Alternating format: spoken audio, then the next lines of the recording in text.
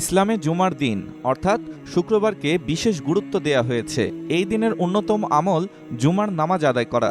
এই নামাজ আদায় করা ওয়াজিব। পবিত্র কুরআন মাজিদে আল্লাহ রাব্বুল আলামিন জুমার নামাজের জন্য দ্রুত মসজিদে উপস্থিত হওয়ার নির্দেশ দিয়েছেন।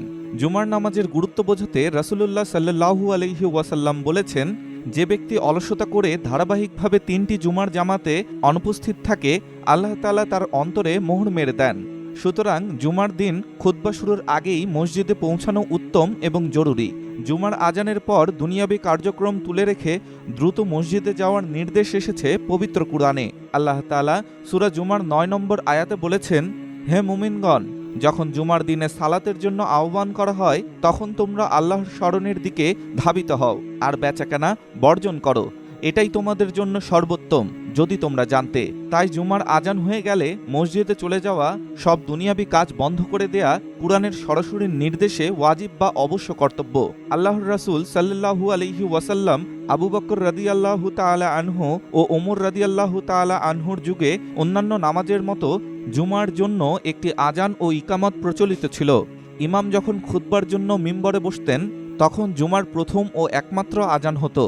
তারপর নামাজ শুরু করার আগে যথানিয়মে ইকামত দেয়া হতো। ওসমানের খেলাফতকালে মুসলমানদের সংখ্যা বেড়ে গেলে তিনি 2টি আজানের প্রচলন করেন। জুমার প্রথম আজানটি দেয়া হতো মদিনার অদূরে জাওরা নামক স্থানে। সেটা ছিল মদিনার বাজার। দ্বিতীয় আজান আগের প্রথম আজানের মতো খুতবার আগে ইমামের সামনে দাঁড়িয়ে দেয়া হতো। সহিহ হাদিস গ্রন্থ বুখারীর বর্ণনায় সাইব ইবনে ইয়াজিদ রাদিয়াল্লাহু তাআলা আনহু বলেন, নবীজি সাল্লাল্লাহু আলাইহি ওয়াসাল্লাম আবু বকর রাদিয়াল্লাহু তাআলা আনহু এবং ওমর রাদিয়াল্লাহু তাআলা আনহুর সময় জুমার দিন ইমাম যখন মিম্বরের ওপর বসতেন তখন প্রথম আজান দেয়া হতো। পরে যখন ওসমান রাদিয়াল্লাহু তাআলা আনহু খলিফা হলেন এবং লোকসংখ্যা বৃদ্ধি পেল তখন তিনি জাওরাহ থেকে তৃতীয় আজান দেওয়ার প্রচলন করেন। ইকামতকেও আজান গণ্য করে তৃতীয় আজান বলা হয়েছে।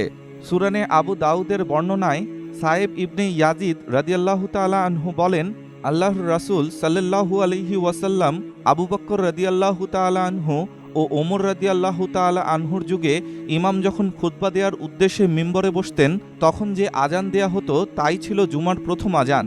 তারপর ওসমান রাদিয়াল্লাহু তাআলা আনহুর খেলাফতকালে যখন মুসলমানদের সংখ্যা বৃদ্ধি পায় তখন তিনি তৃতীয় আজানের প্রবর্তন করেন। তার নির্দেশ অনুযায়ী জাওরা নামক স্থানে আজান দেয়া হয়।